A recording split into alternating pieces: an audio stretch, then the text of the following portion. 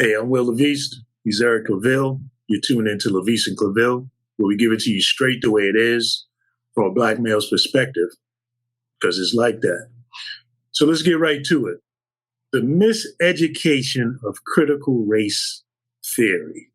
So critical race theory has apparently become the most recent political bogeyman. And by that, I mean a tool being misused by certain politicians to misinform, bad rule, and essentially just scare voters. I say this because many politicians that have been touting critical race theory as this big threat to, society, to education, when they actually are asked to define critical race theory, they never actually even answer the question. So it gives you what is this all about? And so, again, Eric, this is actually critical race theory actually comes out of your area. It comes out of the academics of the law. Absolutely.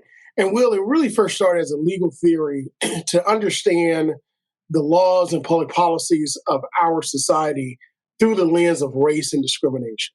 Mm-hmm. And it's really examining how these laws came about on our books, dictated by race. Now, I say, this is my theory, I say that laws and public policy were created for three reasons: in its effect or in its intent.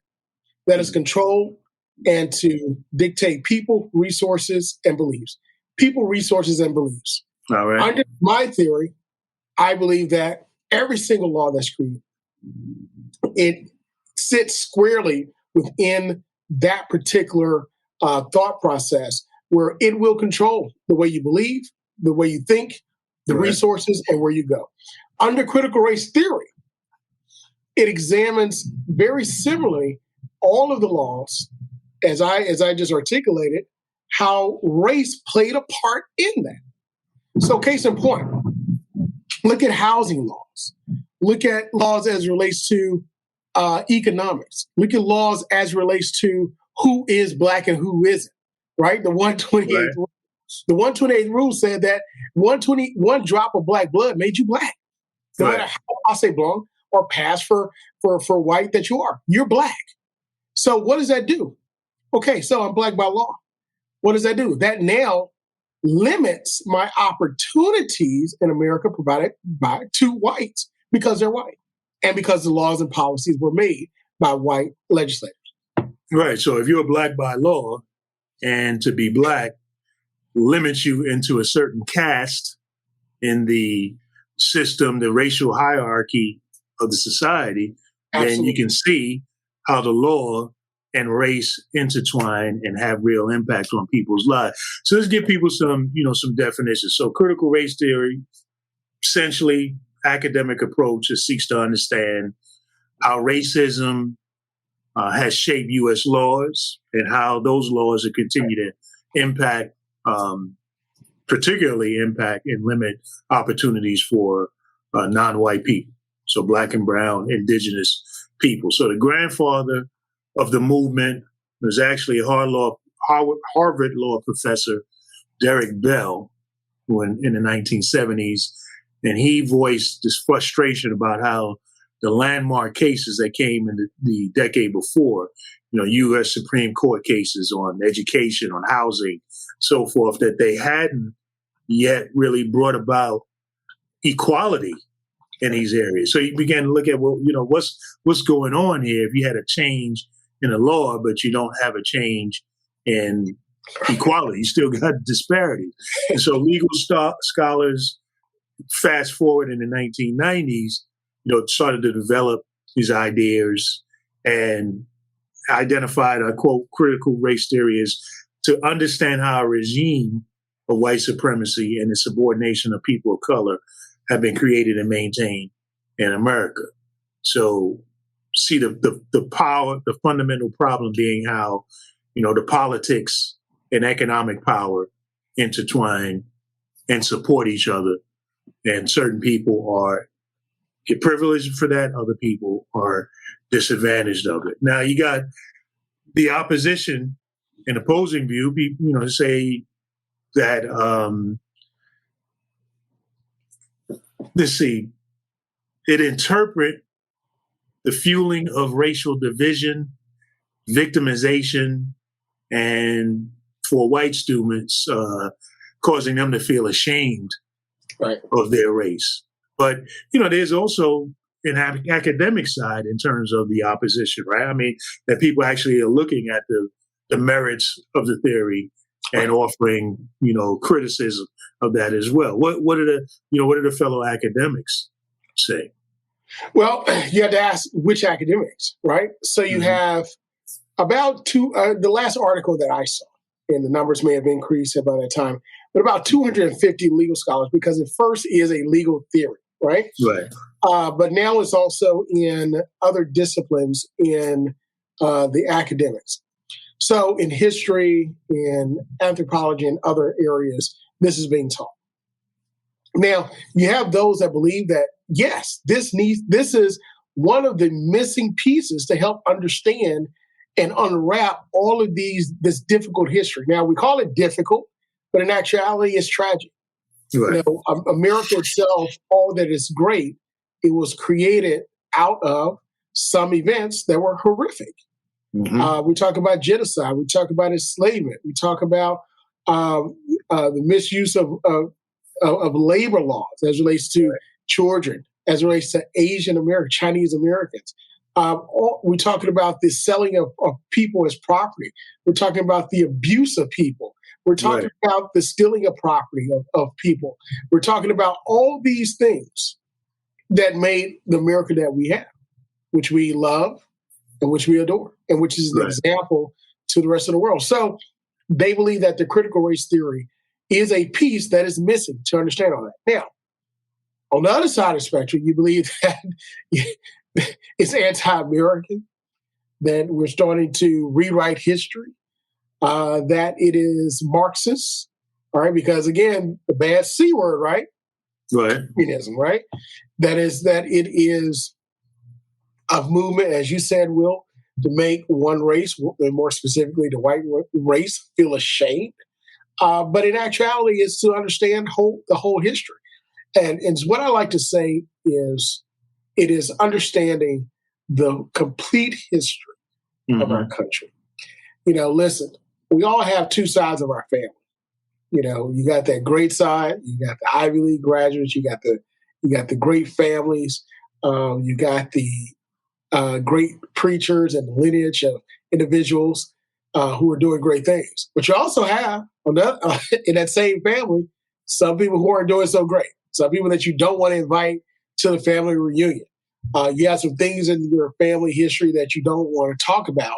Right. It's the same as our country, Will. We've got great people, great stories, great everything about our country. But there are some stories that we just don't want to talk about.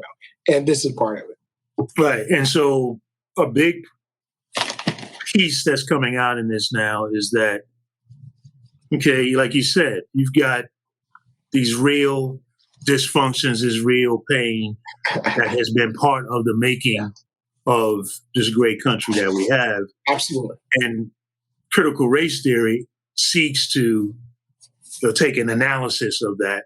You have others who, academics that will honestly answer and say, well, you have that kind of dynamic going on in societies all over where there's pain and there's injustice. And so that does not necessarily mean that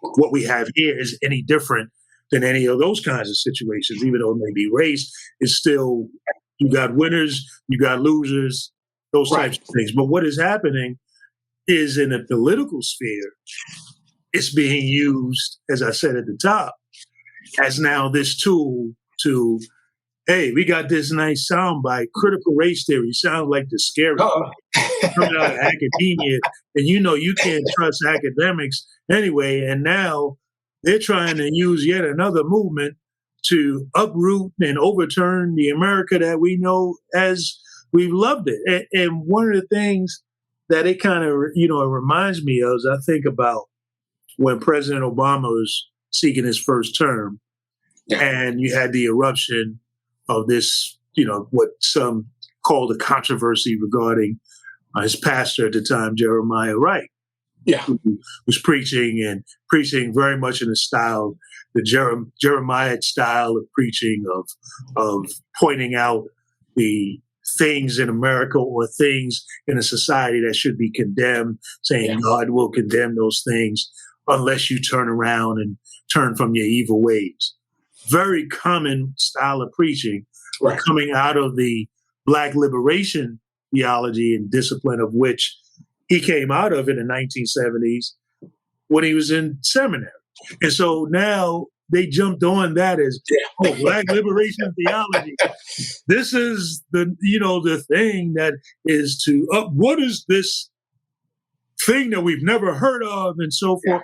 When Black liberation theology is really ongoing, this is Black liberation theology is no different than what Richard Allen was preaching about that founded the AME Church, or what Harriet Tubman was coming from a Frederick Douglass. It's about how the gospel speaks to freedom and justice, and that we as a Black people have a unique cultural context and framework in which that fits in. And so it's how we use these tools of academia, these theories, these things that are designed to try to help us understand the society that we live in and the injustices and become better. We see that once it enters into the political realm where people have agendas and they're really trying to advance their own interests, they're able to use these. Now it's critical race theory. Use these theories, use these things as ways to drum up support, ways to rile up voters and actually misinform people. Absolutely. And Will, you bring up a very important point about the politicizing of this very important tool to really uncover and unwrap, the history that we haven't been taught. And I want to mention something about Pastor Allen. I think that Pastor Allen of the AME is a figure in history that we need to really delve deeper into and understand. Amen. His influence upon African Americans post-freedom is tremendous. But there are a lot of African Americans who have helped to shape not just the minds of the people that they influence in their circle, but really helped to shape the times and spoke a lot of words and teachings of upward mobility. That's right. Of African Americans and of America. I know Booker T. Washington is one of them, but we're starting to uncover a lot more. Katherine Johnson, the great scientist, mathematician, who we're starting to uncover and understand the hidden treasures of NASA. But I wanted to make that point that these are the types of heroes and Americans that the critical race theory will help to uncover and unpack. Right. Why is that? Because Katherine Johnson was great because she was brilliant. She was a mathematician. Mm-hmm. But at the same time, her accomplishments were even greater because of the oppression, discrimination, suppression put up on her while she worked for NASA. Now, she could have folded. She could have threw in the towel many times. But she was so good under pressure, unwarranted pressure, that even the men who were going into space said, I hear what you're saying, but I'm not going until she checks it. I'm not going until I hear what that computer says. But if she says go, then I will go thousands of miles outside of this Earth's orbit because of that black woman. So to your point, one of the things that's happening is we have a lot of politicians in certain states, Oklahoma, Louisiana, North Carolina are examples, Texas, of course Texas. They're always doing something in Texas, who are pushing bills that include language that's about trying to prevent the teaching of critical race theory. And the interesting thing about it is that they're pushing bills concerning K through 12 education. Yeah. Critical race theory, like you said, is something that they taught you learned about in law school. Right. And so it just, again, shows you how it's being used as a tool to actually do something that is another agenda that's going on, which is to prevent the desire to have this deeper dive into honest Absolutely. education about the racial history of the country, how things developed, what really happened from multiple perspectives, telling the indigenous story, telling the brown, telling the black story of how this country came together because of the Pandora's boxes that it will open to see the levels of injustices that have occurred. Yeah. And how, and then obviously the next thing will be, okay, once we learn of the stories, once we learn of the policies, including government policies that are actually done, the next conversation is going to be, well, how do you remedy these injustices that were done oftentimes by our own government? So what you see is that it's a strategy about not really getting to the truth of how we became America. So if you don't really get to the truth of how we became America, you can perpetuate the lies, you can perpetuate the myths and misinformation for generations to come. That's the key, Will, to continue to perpetuate and protect the lie. There's an article that just came out, and we're going to unpack it and wrap it in another segment, that talks about how the white male minority is ruling the majority of policies, economics, not just in government, but in business and the like. And we also there's been discussion about, and actually real dialogue that was caught on tape, doing an argument, a court proceeding, legal proceeding, which basically the Republican side admitted, or conservative side, Republican, however you want to categorize it, that the voting laws is all about protecting our vote, protecting the laws, right? So no matter what we, figure out or say it is, that's the reason why it's there, right? So I think that there's currently, I believe this wholeheartedly, that you have a shrinking minority rule in our country that is believing that their power is slipping away. And I believe that education is the key to open up all doors of equity and equality. And if they allow this, then they believe that their hold on power will be in jeopardy.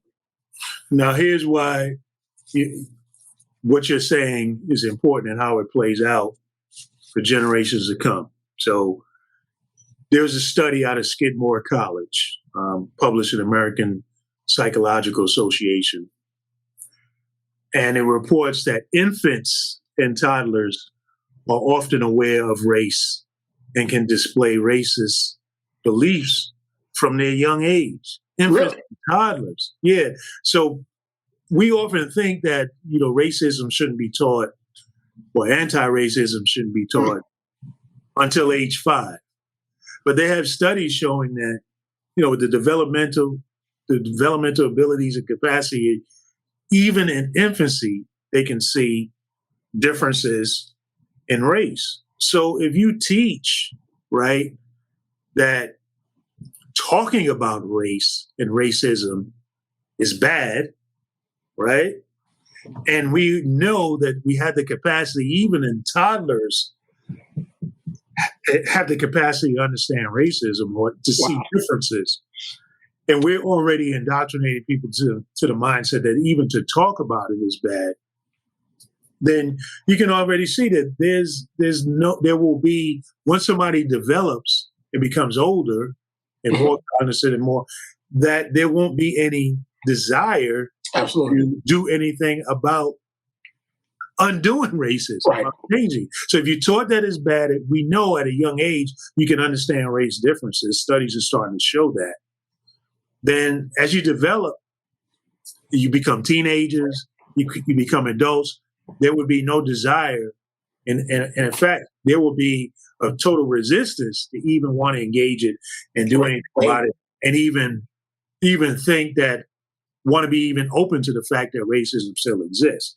So we're talking about something that potentially can really lock us in as a society where we really believe this lie that there is some difference in your intellectual capacity and your ability to achieve things as a human, that in your rights to be able to have life, liberty, pursuit of happiness on an equal playing field, we're at risk of locking it in that no, there was going to be a permanent caste system based on skin color, which is a total lie. I mean, skin color, melanin in your skin is no more significance than the color of your hair or the color of your eyes when it comes to the ability of you as a God-given ability as a human being. But I think you mentioned something that's key. As the ruling majority becomes a minority in our country, now we get to what's called, as you said, a caste system.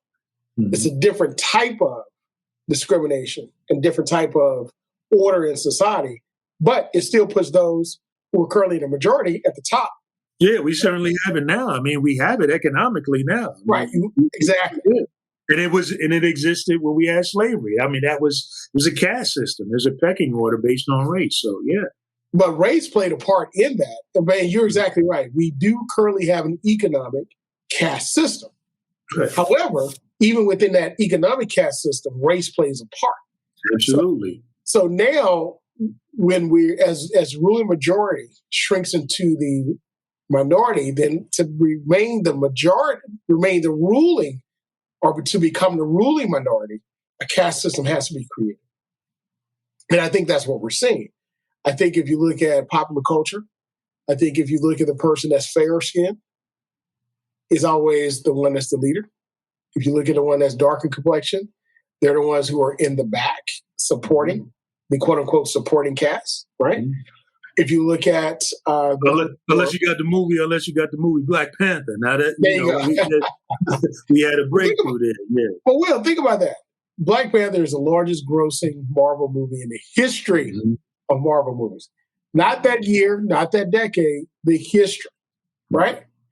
But we're still making other Marvel movies at an alarming high rate. Okay, so at some point, economics makes sense. But if economic sense overrides the lie, then we're going to default to the lie, right? Because there's a greater desire to keep the lie going because it's bigger things that are at stake.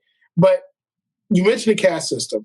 You know, take a look at other countries that have caste systems, such as the country of India. Yeah, my God.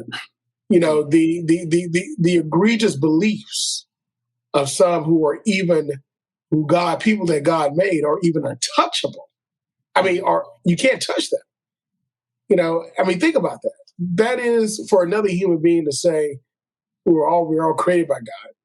We all come to this earth naked we should leave.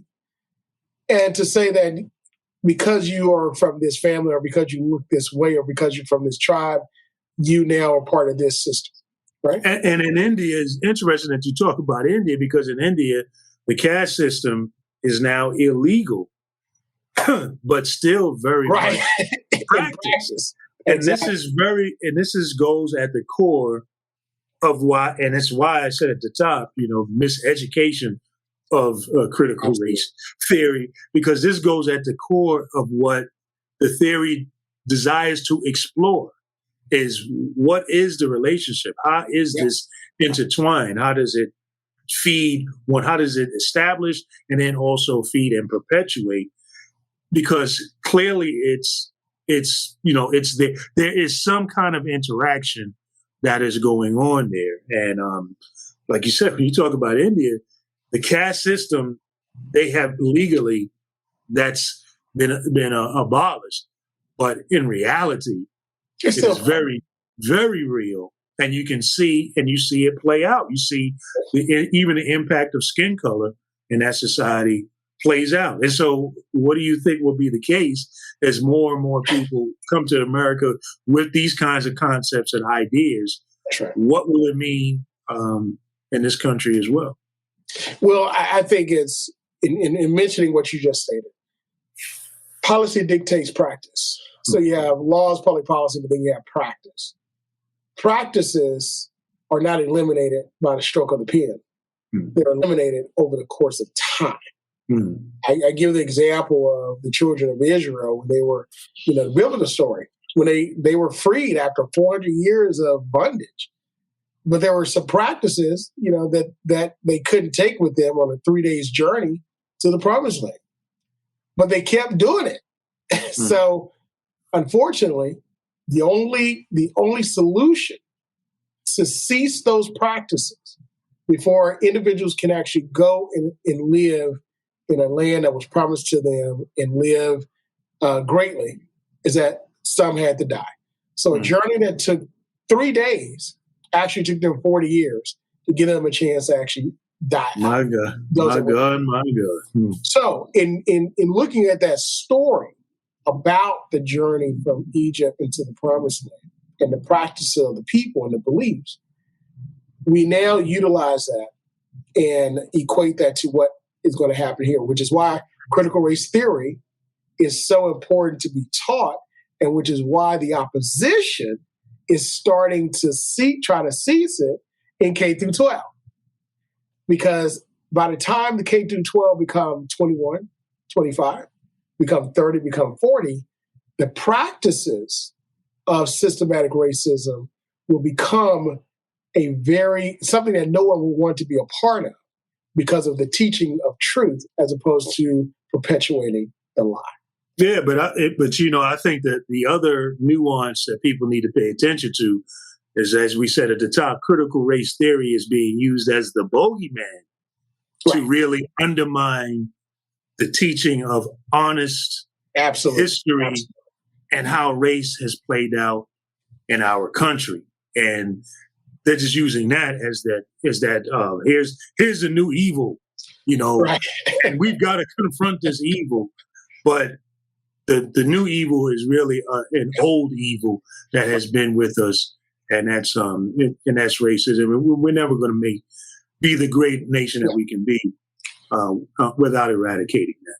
Well, there are 2 points I want to bring out. I know our time is leaving us with this segment. There's so much to really uncover and unpack with this.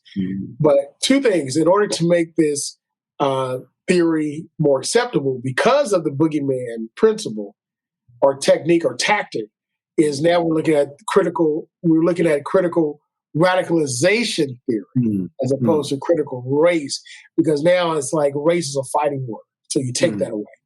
I've also heard this utilized as relates to not white supremacy, but the term is used when whites have an advantage over white privilege. White privilege.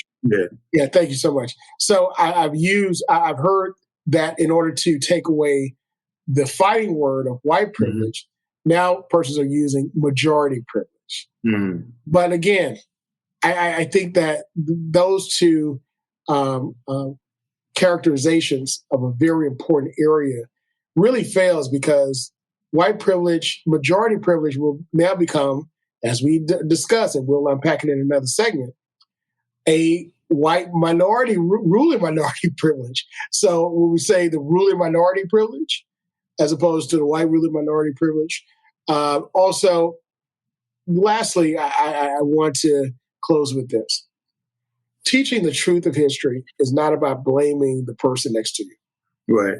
It's not about demonizing one group of people against the other. It's about understanding the truth, taking that truth, learning from it so that we can make better decisions for tomorrow. Amen. We all want an opportunity to pursue life and happiness. And that's all of God's children, all races, all people are deserving of that opportunity. And Will, I think that's a perfect way to end this segment. We want to thank all of you again for supporting LaVeist and ClaVille, where we bring it to you the way we see it, straight from the truth and honesty. Again, if you like what you're hearing, like, share, follow us on our social media on Facebook, and also comment. Let us know your thoughts on what you liked about our segment, any questions you may have, how we can better talk about these issues that are important to you. Until next time, that's the way it is. From LaVeist and ClaVille, we'll see you next time.